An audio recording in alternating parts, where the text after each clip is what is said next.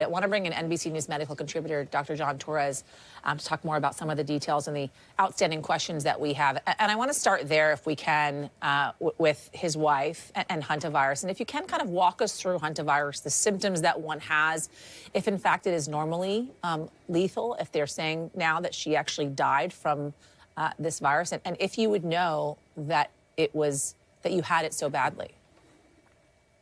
And Yasmin, I think what we're seeing here is exactly what hantavirus does. It's a devastating disease, and it's a disease that can kind of clip along at a certain rate, and all of a sudden within 24 to 48 hours get very advanced, very severe, and even fatal. And like you can see in a case like this, where they think she might have been out and about, and then later that evening or maybe the next day or the day after just got so sick that she ended up unfortunately dying from this. Back in the mid-90s, when I was in residency and when I was in medical school in Albuquerque, that's when we got the first cases of hantavirus, and at the time we had no idea what it was. Wow. It was affecting healthy young adults, and we ended up deciding at the time it's hantavirus, which again can be this devastating disease, and you're seeing here what it can do to you.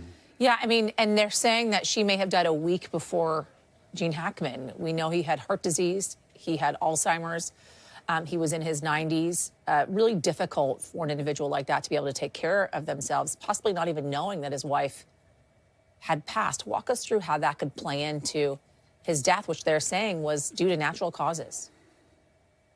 And especially with the advanced Alzheimer's that he had at that point, he might not have even known that she had passed away and was in the house. And we also know that the dog was in a cage and might not have even known that because of his Alzheimer's. He also had that cardiovascular, that severe hypertensive disease with the pacemaker. And so over that time period, those few days, that week time period where there was nobody there to help take care of him, he might not have been in a state to take care of himself, and unfortunately just ended up passing away at that point. And so you can see how this is just a very sad situation, but a situation where you can see how it happened sequentially in that order, and unfortunately they both ended up passing away. What's one of the big outstanding questions that you have right now, Dr. Torres?